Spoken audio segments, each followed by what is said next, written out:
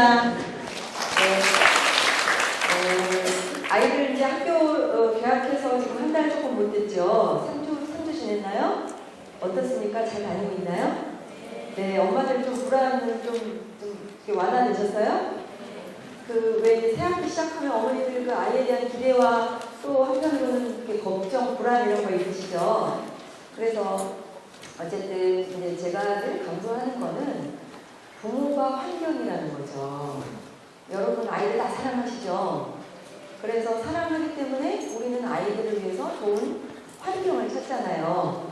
좋은 먹거리도 찾고, 또 좋은 학교, 또 아니면 유아는 좋은 유치원, 좋은 학원 이렇게 찾는데 가장 중요한 환경이 부모 환경이라는 거죠. 같이 해봅시다. 부모가 환경이다. 그렇습니다. 그래서 부모라면 누구나 다 아이를 사랑하고 우리 아이가 행복한 아이가 되기를, 오늘 주제도 행복인데 행복한 아이가 되기를 다 바라시는데 중요한 건 그런 행복으로 아이가 가기 위해서는 우리가 아이들과 좋은 관계 맺기를 해서 아이들에게 좋은 정서적인 환경을 주어야 한다는 거죠. 지금 새싹들 돋아나고 꽃들 피어나잖아요. 빠졌어요.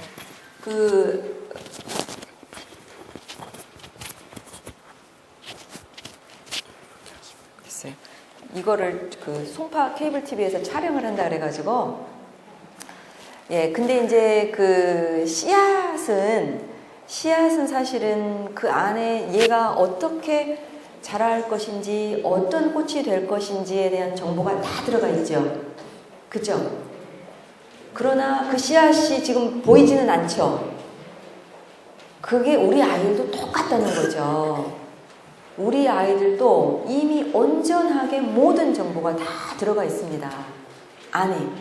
근데 아직은 이 아이들이 발달적인 과정을 거치기 때문에 어때요? 드러나지 않잖아요. 근데 그 씨앗이 어떻게 조건이 갖추어질 때 발화를 해서 이쁜 꽃이 피어나죠? 어떨 때 그냥 가만히 놔두면은 씨앗이 발화를 해서 꽃이 핍니까? 안 되죠. 어떨 때 그래요? 어떤 조건을 만날 때? 좋은 환경을 만나야 되죠. 근데 그 환경이 뭐예요? 우리 이제 옛날에 과학 시간에 배웠던 거 한번 떠올려봐요. 초등학교 때 배웠나? 뭐를 만나야 되죠?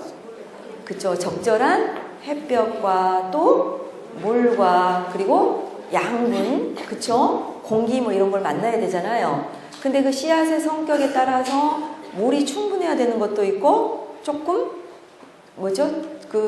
부족하게 줘야 되는 것도 있잖아요. 그죠? 그래서 중요한 거는 그렇게 적절한 환경을 만날 때 이 온전성이 드러날 수 있다는 겁니다. 그럼 그걸 우리 아이를 기르는 우리 부모의 입장에 대입해 본다면 우리 아이에게 그 온전성을 갖고 있는 그 아이가 자기 잠재력, 자기의 어떤 그런 갖고 있는 어떤 온전성을 다 발휘할 수 있도록 우리가 좋은 정서 환경을 잘 갖추어 줘야겠죠. 그러려면 우리 자신이 실력 있는 엄마가 되어야 한다는 거죠. 그러기 위해서 우리는 어떻게 아이와 관계 힘을 기를 것인가를 갖고 오늘 같이 좀 얘기를 할 겁니다. 여러분, 제가 도움을 받기 위해서 혹시 우리 아이가 아직 취학 전에 유아입니다. 손 들어 보실래요? 감사합니다. 대부분의 어머니들 많이 계시고요. 초등 1, 2, 3학년입니다. 이제 두 아이 사이 다 들어주세요. 4, 5, 6학년입니다. 어이구 마르시다. 중딩이 있습니다. 큰아이는 중딩 있으시죠? 고딩도 있습니다. 네, 대딩도 있습니다. 대딩 어머니 계시죠? 저도 대학생 엄마입니다. 졸업했습니다. 졸업한 엄마는 아직 안 계시고요.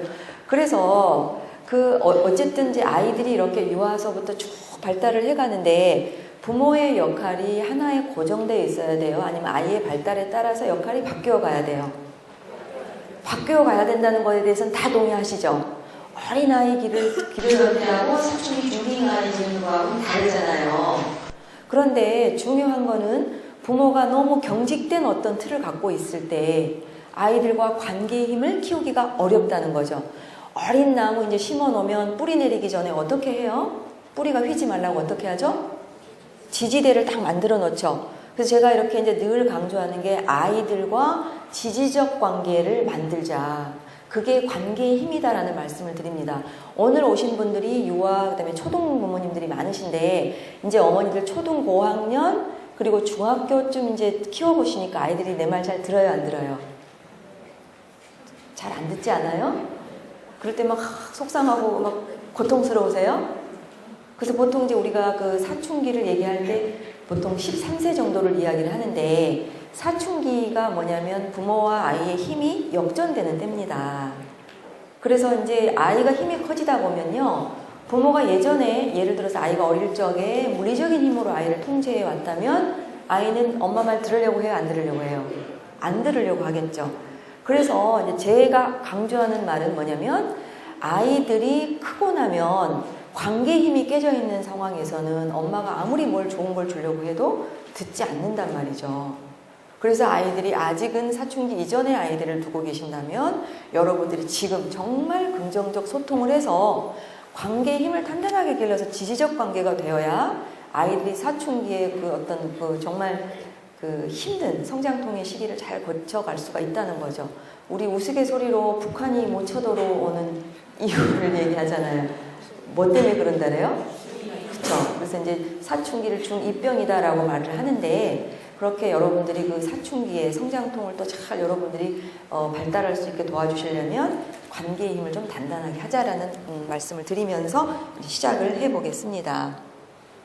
이게 제가 쓴 책들인데요. 이제 그 부모력이라는 책을 썼더니 부모력이 뭐예요? 이렇게 이제 물어보시는데요. 력이 뭘까요? 힘력자겠죠, 력은. 그래서 부모력이 뭡니까? 그러면 부모의 실력입니다. 이렇게 이제 말씀을 드립니다. 그 여러분 다 실력 있는 엄마가 되고 싶으시죠?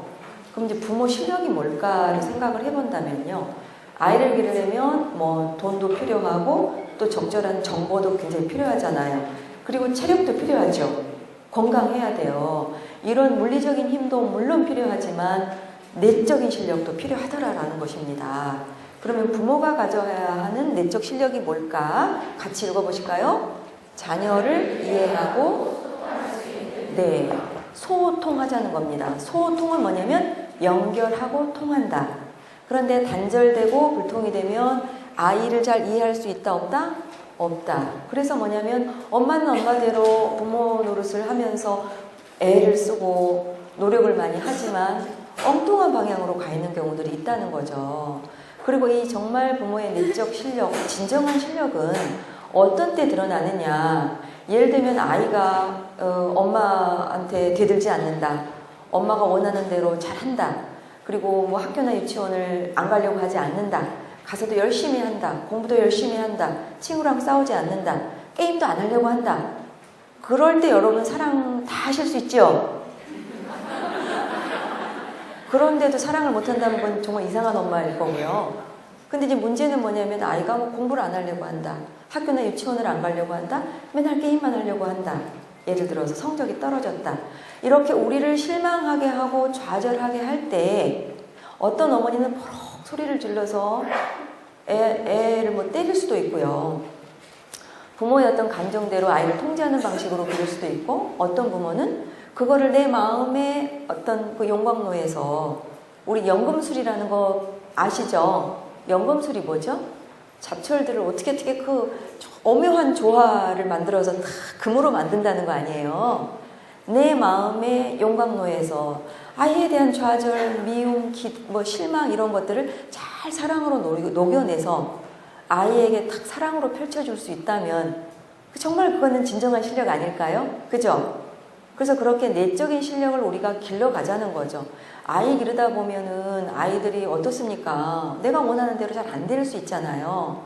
근데 이제 요즘에는 우리 특히 워킹맘들도 많으시니까 보통 우리가 일을 할 때는 그래도 내가 계획된 대로 뭔가를 이렇게 실행하고 처리해 갈 수 있잖아요. 근데 아이를 기르는 걸 마치 그렇게 사무 보듯 내가 뭔가 뭐를 매뉴얼화해서 하려고 하시는 분들도 계세요. 그래서 저는 이제 그런 말씀을 드립니다. 아이를 기르는 것에 대해서 너무 어떤 매뉴얼화된 방식 있죠. 기능주의적인 방식, 너무 효율성을 추구하려고 하다 보면은 그게 굉장히 아이를 기르는 데 있어서는 어려움과 위험이 따를 수 있다는 것입니다. 그래서 제가 이제 어저께 그 부모 교육을 통해서 만나 뵀던 한 어머니가 아이를 셋을 두고 계세요. 새 아이 기르시면 엄청 힘드시겠죠. 그래서 큰 아이가 지금 초등학교 2학년이고 작은 아이가 7살, 그 다음에 이제 셋째 아이가 5살인데 초등학교 2학년 아이가 그 학교에서 친구를 못 사귄대요. 친구가 없대요. 그리고 학교에서 말을 안 한대요. 말을 안 하니까 친구를 못 사귀겠죠. 제가 볼 때는 선택적 한묵증 같아요. 만나보지 않았지만 말을 안 한대요, 전혀. 친구 관계 형성이 전혀 안 되고, 그러니까 학교 가기가 재미가 없겠죠. 그쵸? 친구들로부터 어떤 뭐 긍정적인 걸 뭘 받아야 되는데, 근데 이 아이가 어떤 무슨 언어 기능에 문제가 있느냐? 그건 아니에요. 왜? 동생들은 무지무지 괴롭힌대요. 두 동생들은. 집에 오면은 동생들 때리고, 소리 막 지르고, 그럼 엄마는 그 아이 보면 얼마나 안타깝고 고통스럽겠어요. 그래가지고서는 막 걱정이 돼서 이제 상담을 요청을 하셨는데요. 중요한 건 뭐냐면 이제 엄마가 큰아이 기르면서 즐겁지가 않았던 거죠. 네, 그럴 수 있죠. 예, 뭐 첫아이 기르다 보면 엄마가 이제 기르는 게 어떻게 길러야 되는지 방향도 모르고, 그 다음에 약간의 우울감이 있었을 수도 있고요. 뭐 남편의 도움을 못 받았을 수도 있고, 그리고 둘째 아이가 또 2년 만에 바로 태어나고, 그 다음에 또 셋째 아이가 태어나고. 그러니까 엄마는 너무 기진맥진한 거예요. 그래서 아이를 적절하게 긍정적인 상호작용을 못 해줬던 거죠. 그래가지고 이 아이가 최근에는 뭐가 있었냐면 수영을 갔는데 수영장에서 그 락카 열쇠를 잃어버려갖고 열쇠를 열어야 옷을 갈아입는데 열쇠를 잃어버려서 도움을 요청하고 1시간을 벌벌벌 떨고 있었다는 거죠. 그 얘기를 들으면 얼마나 엄마가 안타깝겠어요. 그래서 아이를 어떻게 해야 돼요? 라고 이제 물어보세요.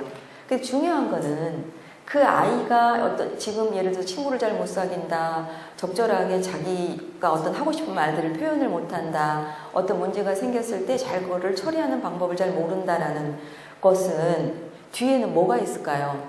엄마와 아주 좋은 질의 상호작용이 부족했던 거죠. 그죠? 그래서 제가 이제 그 어머니한테 그랬습니다. 새아이 기르는 거 어렵지만 아이하고 지금서부터라도 긍정적인 상호작용을 해주지 못하면 아이는 늘 밖에 나가서 그럴 수밖에 없다. 아이만 바꿀 수가 있다 없다? 없다. 그게 관계에서 온 거라면 특히 우리 부모는요. 아이에게 무지무지 중요한 1차 대상입니다. 중요한 대상이거든요. 그래서 부모가 아이들과 맺은 관계는 이 아이들에게 평생을 종잣돈이고 비상금이 될 수 있다는 거죠. 여러분 그 통장에 현금으로 한 20억 있다면 어떠시겠어요? 기분이 뿌듯하시겠죠. 불안도 없고. 그래서 정말 아이들에게 그렇게 어떤 정서적인 자원을 주는 거죠. 정서 통장이. 그러니까 그게 고갈돼 있다 보니까 이 아이가 두렵고 친구들한테 다가가는 게 어떻게 해야 될지를 모르겠고 하니까 이 아이는 어떻게 돼요? 이제 말을 닫아버린 거죠. 그러다 보면 이 아이가 이제 어떤 또래 관계에서 여러 가지 문제가 생길 수가 있고, 그리고 이제 학년이 올라가서 한 4학년쯤 되면 본격적으로 친구 관계가 형성될 때입니다. 그땐 정말 친구에게 소속이 되고 친구에게 뭔가 인정받는다, 친구들한테 인기 있다라는 느낌이 이 아이에게는 유능감으로도 또 연결될 수가 있는데 이제 여러 가지 학교에 부적응하게 될 수가 있어요. 그래서 제가 정말 강조하고 싶은 거는 여러분들이 아이에 대해서 너무 불안에 압도되어서 우리 사회가 교육을 굉장히 강조하잖아요. 근데 그게 나쁜 건 아니죠. 미국의 오바마도 우리나라에 뭘 본받자? 우리나라에 교육열 본받자고 하잖아요. 어찌 보면 정말 우리 전 세대들이 우리 허리끈을 동여매고 아이들을 길렀기 때문에 우리가 이만큼 또 세계 10위권의 경제대국이 될 수 있었잖아요. 근데 중요한 거는 그게 왜곡이 돼버리면 아이들을 너무 기능주의적으로, 그죠? 지식만 많은 아이로 기르게 된다는 거죠. 그래서 그 어머니도 보니까 아이들과 충분히 상호작용을 못 해주고 너무 지쳐서 밖으로만 돌리고 있었던 것이에요. 그래서 요즘 이제 우리 아이들이 너무 바쁘게 지내는 것, 그리고 부모와의 어떤 관계의 질들이 떨어지다 보니까 아이들이 정서적인 어떤 부분에서 충분히 돌봄을 못 받는다는 것입니다. 아마 여러분들이 애를 못 먹이고 못 입히지는 않으실 거예요. 그죠? 근데 그거 못지않게 중요한 정서적 돌봄이 부족하다 보니까 아이들이 충동 조절이 안 되거나 분노 조절이 안 돼서 여러 가지 어려움을 겪는 경우가 있습니다. 그래서 여러분들이 정말 고수의 엄마가 되시고 싶다면 정보만 빵빵해가지고 여러분 정보만 많으면요 고통이 더 올 수도 있어요. 그죠? 네, 정보만 너무 취하려고 하지 마시고 긍정적인 상호작용들, 그래서 아이에게 정서적인 안정감을 주셔서 아이가 불안하지 않도록 해주는 거 굉장히 중요하고, 아이가 불안하지 않으려면 엄마 스스로가 먼저 불안을 잘 다룰 수가 있어야 되겠죠. 그래서 아이들과 잘 이렇게 이제 소통이 되시면 아이들이 어떤 행동적인 어떤 문제가 있을 때 엄마한테 갖고 와서 함께 의논하고 해결로 갈 수가 있다는 것입니다. 여러분, 우리 입장을 바꿔서 어떤 누군가가 나를 정말 잘 이해해주고 수용해주고 나를 공감해준다면 그 사람 좋아요, 싫어요? 좋죠? 그게 관계의 힘이에요. 그렇기 때문에 그 사람이 원하는 건 웬만하면 우리가 하고 싶단 말이에요. 그게 동기입니다. 아이들을 공부를 하게 할 때 정말 여러분이 놓치지 말아야 될 것은 이 아이 마음속에 동기가 있는가입니다. 그쵸? 동기가 상실된 상태에서 여러분들이 하고 있는 교육적 투자가요, 너무 그건 위험할 수 있다는 것입니다. 그래서 혹시 아이가 뭔가 동기화가 되어 있지 않고 무기력하거나 우울감이 있거나 할 때는 여러분이 정말 아이와 함께 잘 소통하셔서 이 아이의 마음 다뤄주기를 할 수 있는 그런 실력 있는 어머니가 되셔야만 우리 아이들이 이제 잘 성장해서 또 사회에 필요한 또 미래의 리더가 될 수 있지 않을까, 이런 생각을 하면서 이제 본격적으로 어떻게 소통을 해야 될까를 이제 같이 얘기를 할 거예요. 보통 이제 유아에서 초등 저학년 때까지가 보통 10살 이러잖아요. 그래서 제가 이런 말씀을 드려요. 아이가 태어나서 10여 년까지 10년 프로젝트를 세우셔라. 그 10여 년이 아까 제가 정서통장 말씀드렸는데 10여 년간이 요즘 이제 우리가 몇 세 시대에 돌입했어요? 100세, 우리 100세 시대 살잖아요. 아이들은 몇 세 시대 산다고 알고 계세요? 뭐 120세 이렇게 얘기하잖아요. 그러니까 100년 이상을 이 아이들이 살아갈 기초공사. 우리 건물 높이 쌓으려면 어떻게 해야 돼요? 네, 기초공사 더 단단하게 해야 되잖아요. 그런 기초공사의 시기가 10여 년간이라는 것입니다. 그럼 만약에 이제 우리 아이가 뭐 곧 고학년이다, 중학생이다, 늦지 않았다. 만약에 놓친 게 있다면 지금부터 하면 된다. 근데 이제 이 시기가 뭐냐면 여러분 쉐입이라는 말 들어보셨죠? 뭐 몸을 보고 쉐입이 좋다, 나쁘다 이런 말 하잖아요. 쉐입이 형태, 모양 이런 말이죠. 그래서 아이들을 조형을 할 때, 쉐이핑을 할 때 아무래도 아이가 유연하고 말랑말랑할 때 쉐이핑하기가 쉽죠. 찰흙도 다 굳어버리고 나면 어떻게 하기가 어렵잖아요. 근데 그렇게 말랑말랑하고 유연한 시기가 이제 태어나서 10여 년까지의 시기라는 거죠. 아이들이 저학년 이상이 지나고 나면 잘 말을 안 듣잖아요. 그죠? 그래서 이 시기를 놓치지 말고 여러분들이 아이들과 아주 적극적인 긍정적 상호작용을 해주셔야 되는데, 혹시 어머니 촬영하시는 분 계세요? 그럼 조금 참아주시면 좋겠습니다. 메모할 거 있으면 메모해 주시고요. 그래서 이때가 이제 아이들이 이렇게 무지 많은 어떤 변화와 발달들을 보여주거든요. 근데 이거 보셨을 때 이게 어떤 게 중요해요? 라고 여러분 고르실 수 있을까요? 어떤 게 중요한 것 같아요? 좀 고르기 어렵지 않아요? 그죠? 다 중요한 것 같죠? 빙고입니다. 다 중요합니다. 그래서 이 시기는 어떻게 해야 된다? 전인 발달을 도와줘야 해요. 전인이 뭐죠?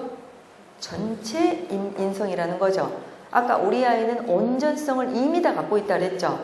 이미 이 아이들이 태어날 때는 온전성의 정보가 다 들어가 있습니다. 근데 그 온전성의 정보가 좋은 환경을 만나야 쫙 펼쳐지겠죠.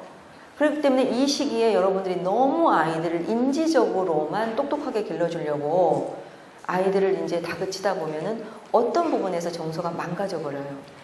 그래서 아이가 정서와 인지와 행동과 사회성이 고루고루 발달하도록 여러분들이 균형 있게 아이들의 발달을 도와주셔야 된다는 거죠. 여러분 먹거리 줄 때도 그러지 않아요? 골고루 먹게 하잖아요. 편식하지 않게. 그래서 이제 요즘에 그 ADHD의 진단을 받는 아이들도 너무 많이 늘어나고, 그쵸? 그 다음에 뭐 틱이나 불안장애가 있는 아이들, 특히 친구 못 사귀는 아이들도 많이 늘어나고 하는 것은 아이들이 뭐 유전자가 예전에 비해서 이상하게 게 아니고 부모가 주고 있는 분명히 어떤 양육 환경이 불균형한 부분이 분명히 있다는 거예요. 그래서 이 시간을 통해서 내가 너무 조급해서 특히 그 뭐 3월 되면 이제 여러 어머니들 뭐 유아자녀 두신 분들 걱정하는 게 영유냐 일유냐 이게 뭐예요? 영어 유치원이냐 일반 유치원이냐 이거 가지고도 너무 고민을 하시는데요. 중요한 거는 유아는 유아의 발달이 있잖아요. 되게 중요한 그거에 충실한가를 보시면 돼요. 그리고 때가 되면 공부는 합니다. 그러니까 다시 말하면 뭐냐면 여러분, 우리가 밥을 여러분 10그릇 먹으면 어떻게 되죠? 보통 몇 그릇 먹어야 돼요? 한 끼에? 한 끼에 한 그릇 먹어야지 적당하죠? 근데 한 끼에 한 10그릇 먹으면 어떻게 돼요? 다 소화할 수 있습니까? 없습니까? 다 소화가 안 돼서 어떻게 되죠? 탈이 나잖아요. 똑같아요. 네, 아이들이 아직은 충분히 뇌가 성숙이 안 돼서 소화 흡수할 수 있는 상황이 아닌데 애들을 밀어넣게 되면 보세요. 공부를 미리 안 하면 정보만 없죠. 근데 미리 아이들이 좌절을 경험하면서 공부를 하게 되면 정서가 망가져 버려요. 그래서 제가 최근에 상담한 한 어머니가 아이가 3살 때 3자리 숫자 연산을 했대요. 그럼 그 아이는 정말 천재죠. 어쩌면 정말 그 알파고보다 더 똑똑한 그쵸? 어떤 타고난 능력이 있을 수 있잖아요. 근데 이제 보통 우리가 그렇게 첫아이 너무 뛰어난 능력을 보여줄 때 어떻게 되죠? 마음이 좀 급해지죠. 그래가지고 이제 어쨌든 막 교육을 해왔어요. 그 아이는 지금 중3이 됐습니다. 근데 중학교 1학년 올라갈 때 아이가 고2 수2까지 마쳤대요. 근데 이제 공부를요, 굉장히 강압적인 방식으로 해왔나 봐요. 그래서 보통 아이들이 이제 중학교 갈 때 사춘기 가잖아요. 공부를 놓기 시작한 거예요. 그래서 중2 때 게임만 하기 시작을 했어요. 근데 머리가 좋은 애다 보니까요, 게임 대회 나가도 1등을 한대요. 그리고 막 뭘 받아오고 이런데요. 근데 이제 중3이 됐는데 최근에는 학교를 안 가게 됐어요. 애가 하루 종일 잠만 자고 학교를 안 가겠다고 하더래요. 얼마나 엄마는 안타깝고 고통스러워요. 그렇게 우수한 아이가. 그래서 제가 상담을 통해서 어쨌든 아이 도와주는 방법에 대한 얘기를 쭉 했거든요. 그러니까 이런 거예요. 여러분들이 적절하게 그러니까 아까 우리가 사랑도 적절해야 된다는 게 예를 들면은 물을 조금 줘야 되는 식물한테 막 퍼주면 뿌리가 썩잖아요. 그죠? 그래서 그런 의미에서 요 시기에 정말 쉐이핑을 해야 되는, 정말 조형을 해야 되는 이 중요한 시기에 여러분들이 너무 성급하게 조급하게 아이를 끌어당겨버리면 정서가 망가지고 뇌가 흔들리기 때문에 그 이후에 고통감이 너무너무 올 수 있다는 것입니다. 최근에 만난 한 어머니는, 그 어머니는 워킹맘, 직장맘이었는데 5세 때 엄마가 직장 다니느라고 아이를 이제 할머니 댁에, 지방에 있는 할머니 댁에 맡겨서 할머니가 키우셨대요. 그러니까 엄마랑 많이 떨어져 있었겠죠. 자주 가지도 못했고. 근데 얘가 이제 유치원 가야 되고 학교도 가야 되니까 데리고 왔는데 엄마랑 애착 형성이 잘 안 되는 거예요. 그리고 아이가 까탈스럽고 엄마는 어떻게 다뤄야 될지를 모르겠고. 그래서 이제 그때, 그러니까 10년, 5살 때니까 지금 한 8년 정도 됐겠죠? 그때 이제 상담 요청을 해서 이제 제가 했던 말이, 사실 저는 잘 기억은 안 나는데 제가 그랬다고 하더라고요. 그러니까 지금 5세라면 지금까지 해왔던 거 다 내려놓고 지금서부터 아이가 어린아이다 생각하고 해라. 지나버린 시간에 대해서 내가 자책하고 한다고 해서 애가 변하는 건 아니잖아요. 충분히 늦지 않거든요. 근데 그 말이 엄마한테는 너무너무 귀한 말이었나 봐요. 절실한 말들. 지나버린 시간 다 내려놓고 지금서부터 해라. 근데 그 말 하나를 붙잡고 엄마가 꾸준히 아이와 좋은 관계 맺기를 했더니 지금 13세 6학년 이제 사춘기 접어들었잖아요. 그렇게 아이하고 관계가 좋다는 거예요. 그 얘기를 제가 전해드리면서 너무너무 기뻤죠. 얼마나 그 어머니 진짜 기특해요. 대견하잖아요.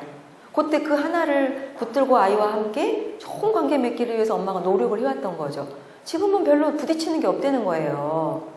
그렇기 때문에 여러분들이 지금까지 지내온 시간들에 대해서 한번 돌이켜 보시고요. 지금 이 순간부터 여러분이 변화해 가시면 아이들은 얼마든지 유연하기 때문에 변화의 가능성이 많다는 것이고, 여러분들이 이제 아이 기를 때 너무 조급하고 그 다음에 이렇게 성급한 어떤 마음 때문에 아이가 충분히 준비되지 않은 아이를 지나치게 끌어당겨 버리지 말아라. 그리고 옆집 아이를 보면 돼요, 안 돼요? 안 돼요. 같이 합시다. 없는 것을 보지 말고 있는 것을 바라보자. 그거예요. 여러분 스스로가 어떤 결핍감들이 있으면은 옆집 아이 보면서 쟤는 저만큼 했는데 왜 우리 아이는 요거밖에 안 될까? 그렇다는 거죠. 그게 우리 아이를 도와주는 게 아니거든요. 그래서 일단은 아이가 균형 있는 어떤 예, 성품을 갖도록 도와주려는 엄마들의 마음 자세가 굉장히 필요하다는 것입니다. 그리고 이제 행복한 아이, 성공한 아이로 기르고 싶으신데요. 뭐 성공이라는 것이 사람마다 어떤 뭐 약간의 기준들이 다르긴 하겠지만 어쨌든 행복이라는 것은 본인 스스로가 나는 참 좋은 사람이다. 나는 그리고 가치 있는 사람이다. 나는 행복하다라는 주관적인 느낌을 가져야 되겠죠. 그렇게 되려면 여기서 중요한 게 있습니다. 같이 한번 읽어보실까요? 자기 자신과 다른 사람의 감정을 잘 인식하고 지혜롭게 다룰 줄 아는 능력을 갖추고 있느냐에 따라서 학업 성적뿐만 아니라 인생 성공 여부가 결정이 된다는 거죠. 그래서 여기서는 아이들이요, 자기 마음을 잘 다룰 수 있는 아이가 되어야 한다는 겁니다. 우리 이런 거 있어요. 뭐 하버드, 예일 이런 데서 어떤 연구 결과가 있냐면 IQ가 좋은 사람이 성공할까? 이걸 갖고 사람을 종단 연구를 했대요. 종단 연구는 태어나서 죽을 때까지 연구를 하는 거죠. 그럼 보통 머리 좋은 사람, IQ 좋은 사람이 성공할 거야 라고 우리는 예측하기 쉽잖아요. 근데 그 예언율이 20%도 안 되더라는 거예요. 그럼 80% 이상이 무엇인가를 봤더니 정서지능이더라. 여러분 EQ라는 거 많이 들어보셨죠? 그죠? 그래서 이제 지능이라는 걸 예전에는 IQ, 인지적인 기능 하나만을 얘기를 하다가 정서지능이라는 용어도 얘기를 하게 되고 요즘에는 다중지능이라는 얘기도 들어보시죠? 그죠? 뭐죠? 하버드대 교수님, 가드너 교수가. 그래서 다중지능이 뭐냐면 9개 우리에게는 지능이 있는데 그게 뭐냐면 일상을 다루는 능력이다요. 쉽게 얘기하면. 그래서 아이들이 이렇게 일상을 잘 다룰 수 있으려면 자기 마음 관리를 잘 해야 되겠죠. 그래서 마음 다루기를 잘 해야 됩니다. 자, 공부는 쉬운 거예요, 어려운 거예요? 근데 왜 어렵죠, 공부가? 물론 공부 자체가 가다 보면 어려워지기도 하지만요. 정말 공부가 어려운 것은 공부하기 싫고 게임하고 싶고 놀고 싶은 그 마음을 내가 잘 다뤄나가는 거 아닌가요? 그죠? 그래서 어렵지 않아요? 게으름 나고 안 하고 싶은데 그럴 때 아이가 자기 목표를 떠올려서 자기 마음을 조절하면서 공부하게 하려면 정말 아이가 자기 조절, 자기 정서 조절을 할 수 있도록 도와주셔야 한다는 거죠. 근데 그거는 100% 환경의 영향입니다. 그래서 여러분들이 아이들과의 어떤 갈등 상황에서 여러분이 엄마가 먼저 도와줘야 되죠. 아이 마음, 아이는 스스로 자기 마음을 아직은 못 다루니까. 아이가 예를 들면 수영을 배울 때는 처음에 좋은 코치가 필요하잖아요.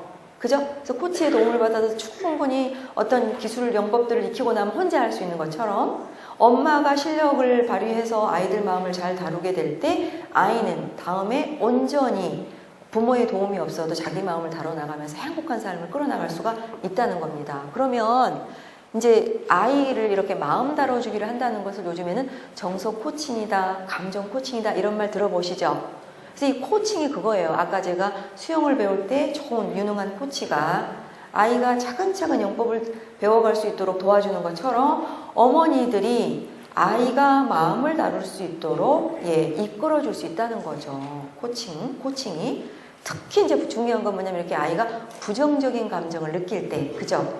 아이가 예를 들어서 뭐 유치원 안 갈 거야, 학교 안 갈 거야, 아니면 학원 가기 싫어, 아니면 또 뭐가 있을까요? 공부 안 하고 싶어, 아니면 동생 뭐 미워 이런 말 할 때 이 부정적인 감정을 얘기를 할 때 우리가 어떻게 돼요? 보통 우리 부정적인 감정은 좋은 거예요, 나쁜 거예요? 부정적인 감정은 좋은 거예요, 나쁜 거예요? 그래서 어떻게 하세요? 나쁘니까 그러면 안 되지 이렇게 하기 쉽잖아요. 근데 감정은 다 우리에게 필요한 것들이다. 그래서 예를 들면 이런 거죠. 나 집 나갈 거야 이럴 수 있잖아요. 어저께 한 어머니가 아이가 뭘 잘못했는지는 모르겠어요. 초등학교 1학년 아이를 베껴가지고 나가 그랬대요. 그랬는데 애가 나갔대요. 그래갖고요 아이가 나가서요 사라져 버렸대요. 그래가지고 경찰에 신고하고 난리가 났었대요. 걔는 어쩌면 이제 트라우마를 갖게 될 수도 있죠. 그래서 어쨌든 어저께는 충분히 얘기를 못 들었는데 다음 주에 듣기로 했는데 뭐냐면요. 어쨌든 아이가 부정적인 어떤 뭐 행동을 했거나 뭘 표현을 했겠죠. 근데 부모가요, 그건 나쁜 거야 라는 어떤 본인의 고정관념이 있다 보니까 아이 감정을 못 다뤄주는 거죠. 그렇게 해서 감정을 억압해버리면 그거는 공격성이나 아이의 폭력성이나 충동성으로 올라올 수가 있죠. 그래서 감정을 억압하지 마시고 감정을 해소하게 도와주는 겁니다. 부정적 감정을 해소하게 잘 도와주시면 애는 어떻게 돼요? 불안하지도 않고 걱정이 압도되어 있지도 않으니까 공부에 집중할 수 있는 힘이 늘어나겠죠. 그리고 부모로부터 그렇게 마음 다루기를 잘 한 아이들은 그게 대인 능력으로 발전을 한다는 겁니다. 그래서 또래 관계가 좋아져요. 보통 이제 아이들이 아까 제가 4학년 되면 본격적인 친구 관계를 형성한다 그랬는데 그렇기 때문에 아이들이 커나갈수록 부모하고 또래 관계 중에 누가 더 중요해질 것 같아요? 친구 관계가 훨씬 중요해지겠죠. 그래서 정말 아이들이 친구 관계가 긍정적이어야 하거든요. 그러니까 인기 있는 아이가 되어야 한다고요. 근데 그러기 위해서는 여러분이 아이를 불안한 아이를 만들어 놓으시면 안 된다는 것입니다. 그래서 이렇게 이제 감정 다루기를 도와줄 수 있는 엄마가 되시죠. 그래서 소통이라는 것이 뭐 예를 들면은 어떤 부모님은 그러세요. 소통을 잘하는 부모는 친절하게만 말한다? 아니에요. 그리고 엄마가 어떤 그 대화라는 것을 아이를 조정하려는 도구로 사용해도 안 됩니다. 소통의 기본은 뭐냐면 아이 마음을 잘 다뤄주면서 감정적인 어떤 앙금이 없이 감정을 해소하게 도와주는 것이죠. 그죠? 그래서 이 방법들을 우리가 같이 좀 나눠보려고 합니다. 그러면 일단은 나는 어떤 부모일까를 우리가 한번 우리 자신을 좀 돌아볼 필요가 있을 것 같아요. 왜냐면요. 아까 우리가 부모가 환경이라는 말씀 드렸잖아요.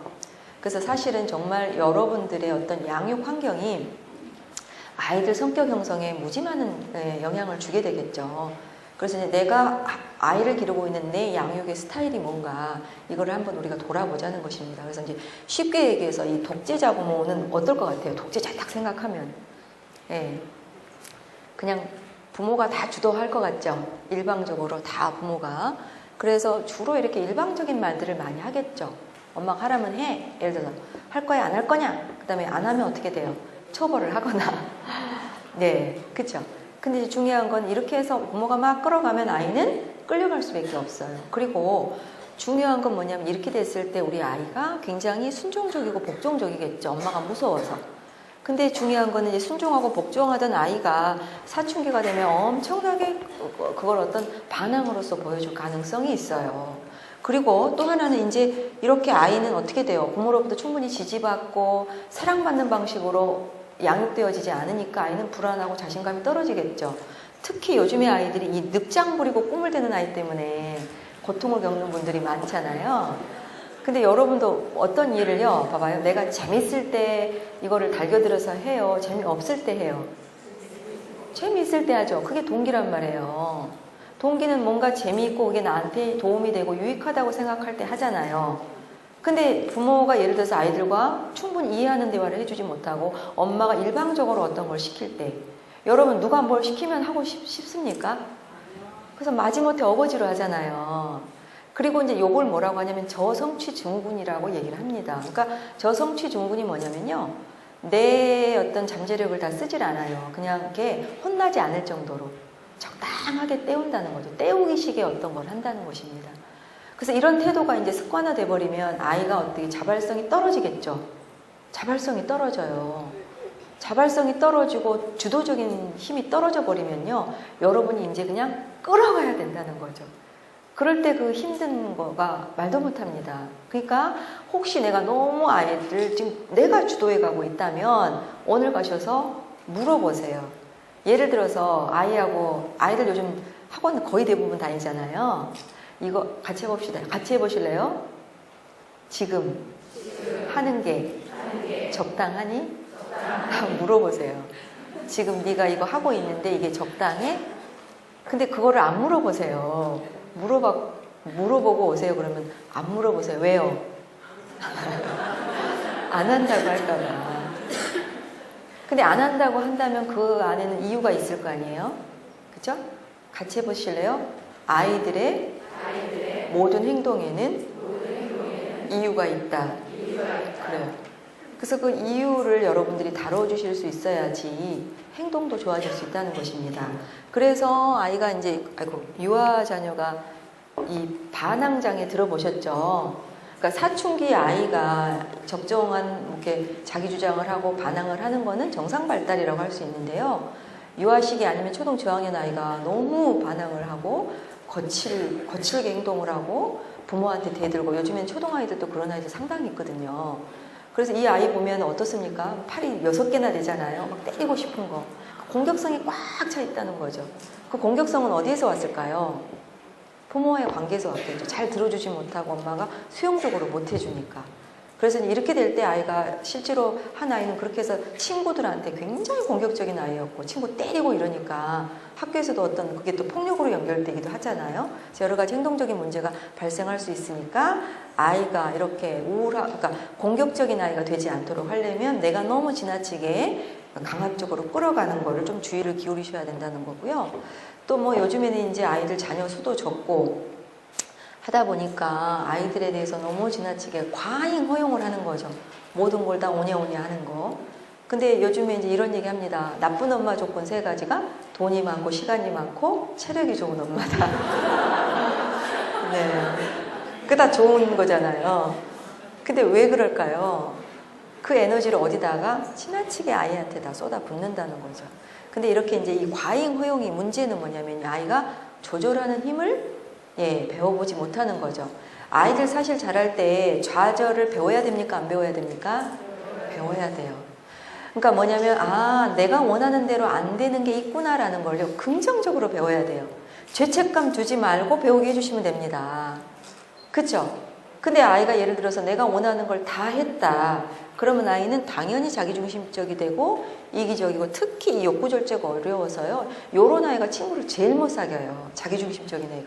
친구하고 예를 들어서 어떤 갈등이 있고 트러블이 생기면 양보도 해야 되고 그쵸? 타협도 해야 되는데 그게 안 된다는 거죠. 그래서 아이들이 사실 2돌 지나면 보통 여러분 2돌을 뭐라고 해요? 2돌을? 1차 반항이라고 하지 않나요? 보통 아이들 딱 2돌 될 때 보여주는 변화가 뭐였죠? 싫어하잖아요. 내가 하잖아요. 사실 이제 2돌 지나면 엄마가 사랑만으로 애를 못 길러요. 여기서 올라오기 시작을 해요. 근데 아이가 왜 그래요, 그때? 이제는 엄마와 내가 다른 존재라는 걸 인식하기 시작하면서 아이가 자기 주장이 생기는 겁니다.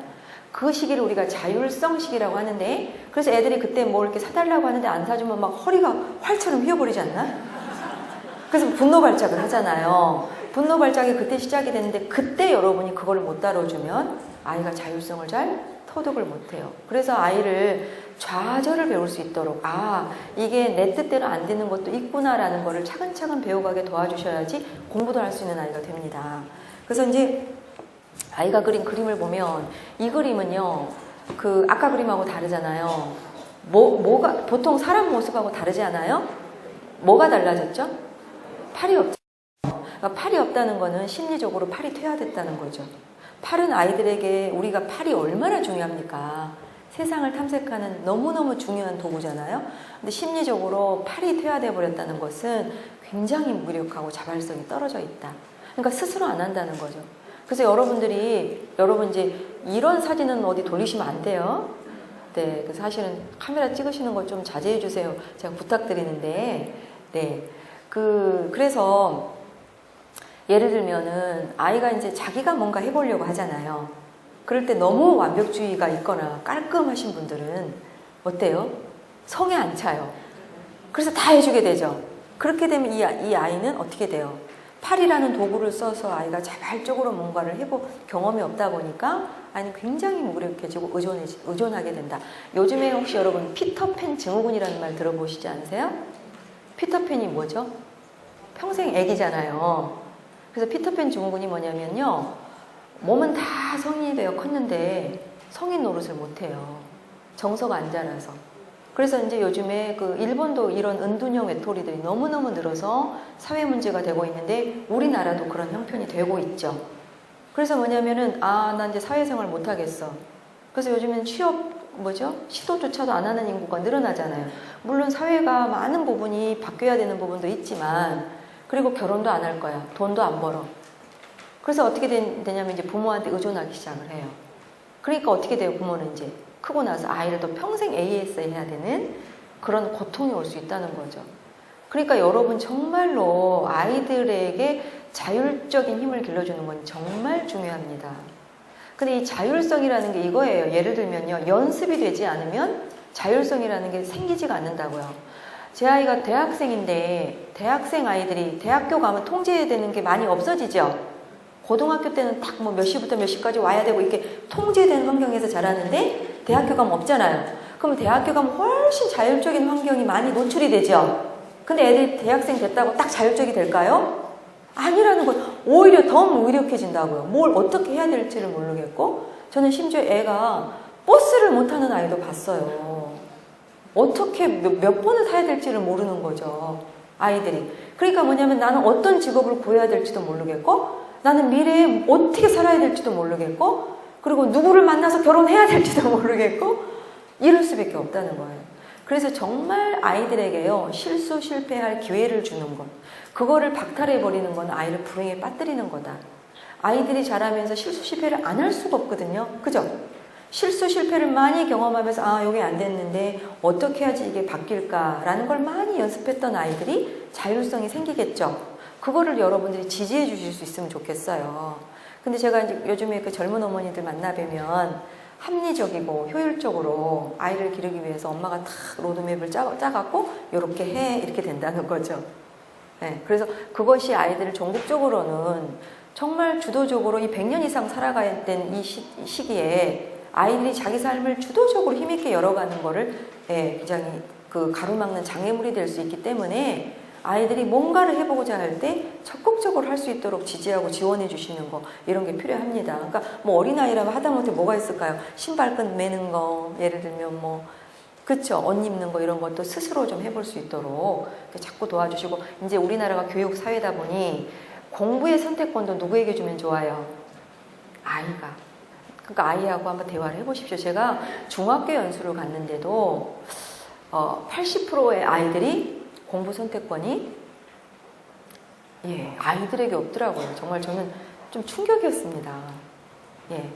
그러니까 저는 아이 기르면서 공부 선택권을 제가 한 번도 가져본 적이 없거든요.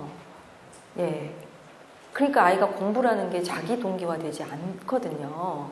근데 이제 이렇게 말씀을 하세요. 왜 그렇게 공부를 어머니가 시키세요? 이러면 스스로 안 하잖아요. 그죠?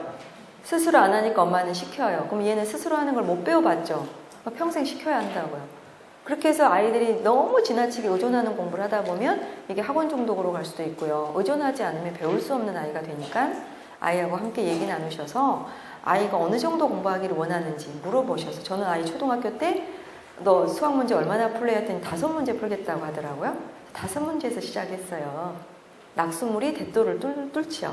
그게 이렇게 습관화가 되고 공부를 하면서 즐거움이 많이 누적이 되고 몰랐던 걸 알아가는 기쁨들이 있으면 능력은 올라가잖아요. 아이들이 성숙을 해가니까. 5문제 풀었던 아이가 어느 날은 5장을 풀게 되고 그쵸? 그래서 여러분들이 너무 조급한 마음 때문에 아니면 뭐 우리 아이를 실수 실패를 안 하는 아이로 길러주기 위해서 이렇게 너무 부모가 과잉 허용을 하면 위험해질 수 있다. 그래서 헬리콥터 부모라는 말씀 들어보셨나요? 그쵸. 아이 주변을 빙빙빙 돌게 되면 아이는 이제 만년 어린이가 되어서 엄마한테 그게 고통감이 올 수가 있으니까 우리가 좀 주의를 기울이자는 겁니다.